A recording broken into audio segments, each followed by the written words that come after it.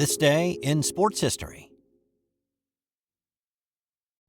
Hey there, and welcome to This Day in Sports History, a member of the Sports History Network. You can find more information and more podcasts at sportshistorynetwork.com. This is your host, Steve White, and it's time for another journey back in time. It's September 1st, and on this day in 2007, it was the greatest upset in college football history. Appalachian State was a good football team. Here on the opening weekend of the 2007 season, the Mountaineers were coming off of a 14-1 year, back-to-back FCS national championships, and they were preseason number 1 in FCS football.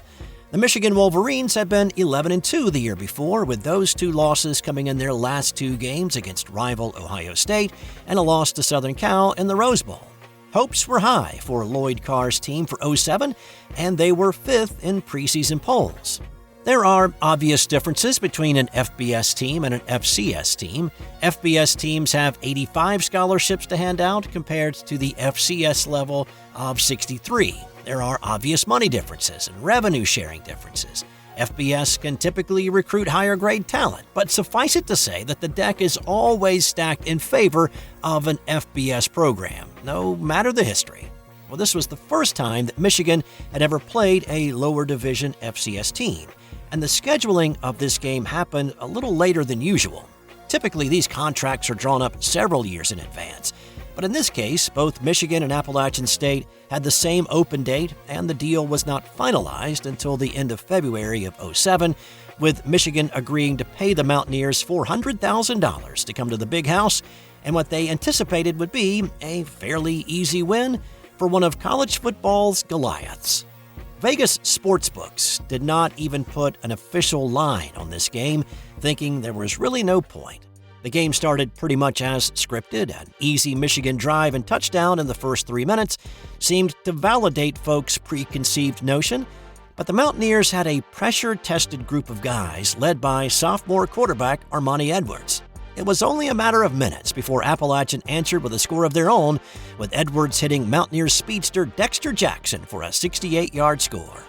Here's David Jackson and Steve Brown on the call that day for the Appalachian Sports Network. 3rd down and 4. Armani to pass again. Goes right side and pass complete into open field. Now Dexter Jackson sprinting free.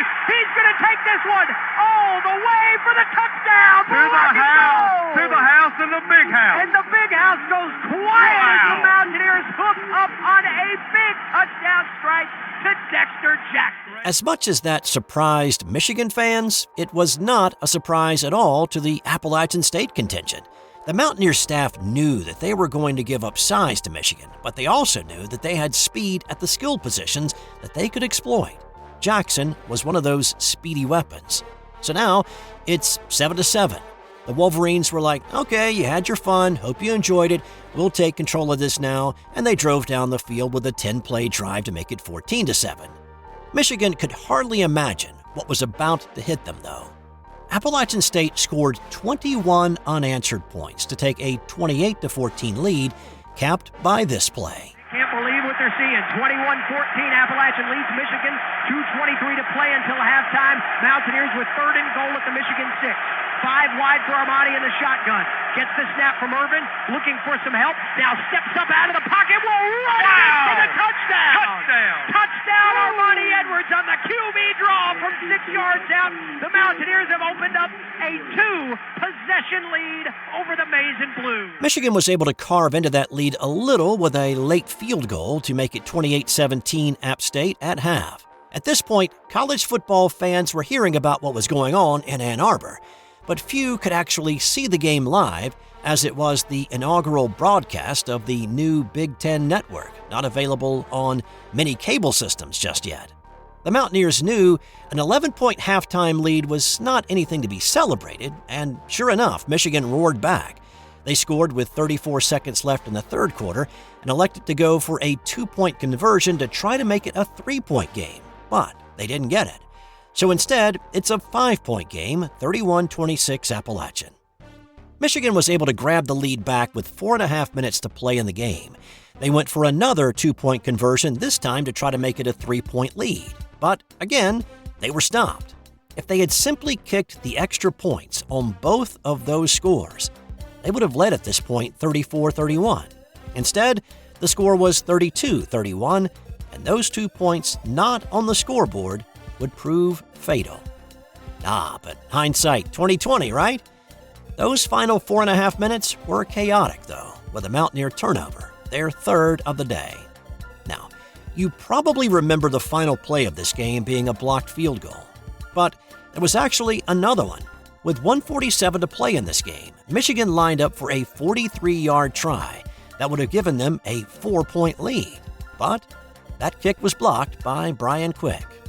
So now, the Mountaineers trailed by 1, they had no timeouts, and they needed to get points on the board. They marched down the field, and with 26 seconds remaining, Julian Roush kicked the go-ahead field goal to make it a 34-32 game. And that set up the dramatic finish. After a 46-yard pass play from Chad Henne to Mario Manningham, Michigan was in position for a game-winning field goal attempt. Instead, this happened. 37-yard field goal, this is it. This is it right here. Gensel ready. The snap's good. The whole block! The kick is good. The Mountaineers are going to try to take it back to the big house. 30, 20, 15, 10. The Mountaineers have just beaten the Michigan Wolverines. The Mountaineers of Appalachian State have just beaten the Michigan Wolverines in the big house. Oh my! Unbelievable! It is Appalachian State, nation. We just beat the Wolverines at the big house. Oh my goodness! A stunned crowd of 109,000 at the big house went silent as they let the greatest upset in college football history sink in. The reaction around the country, and especially rival Big Ten stadiums, several of which were playing FCS teams on this day, was jubilant. In Columbus, Ohio State fans stuck around after their game with Youngstown State to watch the final seconds play out on the Jumbotron. In Happy Valley, a score update after the Julian Roush field goal sent many into a frenzy, and players and fans alike huddled around any screen that they could find. And in East Lansing, the loudest roar that went up on that day was when the Spartans watched the blocked field goal to seal the game for Appalachian State.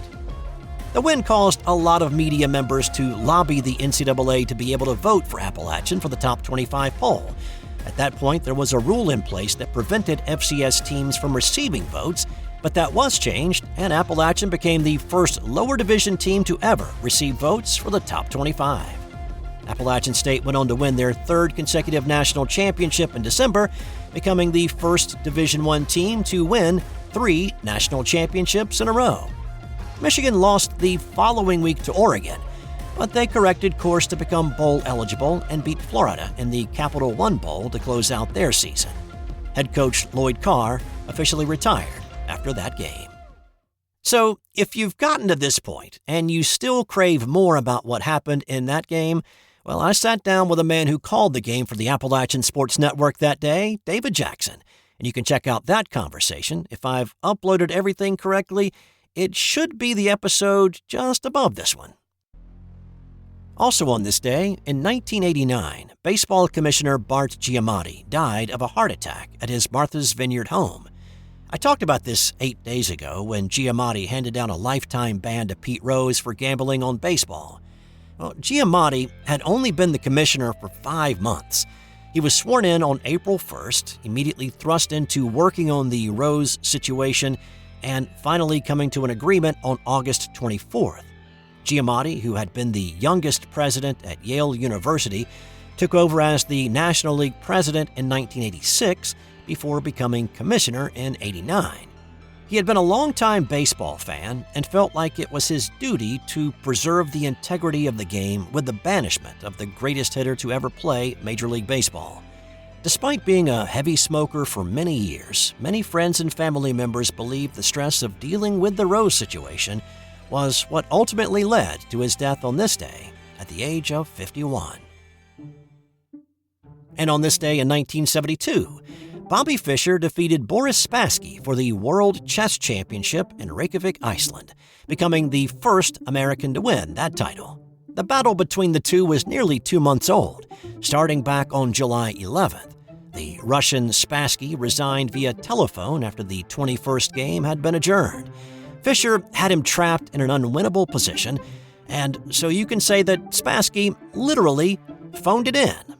Fischer won 7 games and drew 11. He had first won the U.S. Championship as a 14-year-old and become the youngest Grand Master at 15. He also had an acerbic personality and an oversized ego.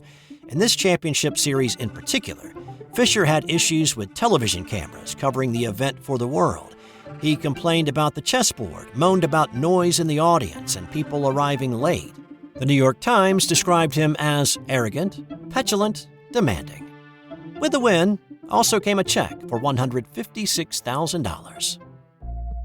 And time now for today's fun fact that has nothing to do with sports.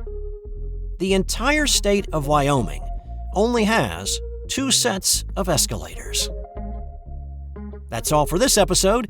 And again, check out my interview with David Jackson as we talk about the greatest college football upset of all time that happened on this day 17 years ago. And I will talk with you tomorrow for another edition of This Day in Sports History.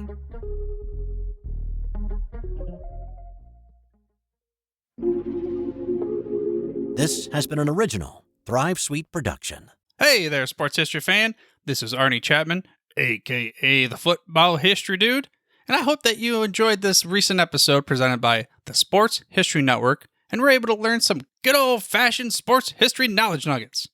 I started the Sports History Network back in 2020 with the mission to help podcasters find a community of like-minded sports history nerds, as well as helping aspiring podcasters to start their own shows.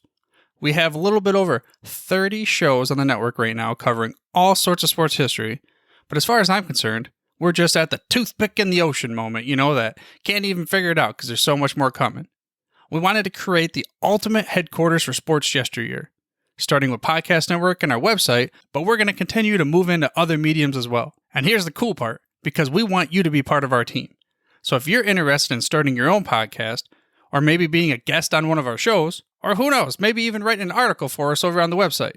Seriously, all you gotta do is reach out to us on the contact page over at sportshistorynetwork.com.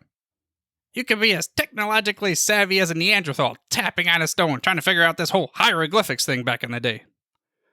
Again, it doesn't matter, because even if you don't understand the whole podcast space, we have a production team that can pretty much help you out with doing everything. All you gotta do, head over to sportshistorynetwork.com, head to the contact page, fill it out. That message goes right to me, and I'll reach out to you as soon as I can. But for now, dude, I'm through if you're through.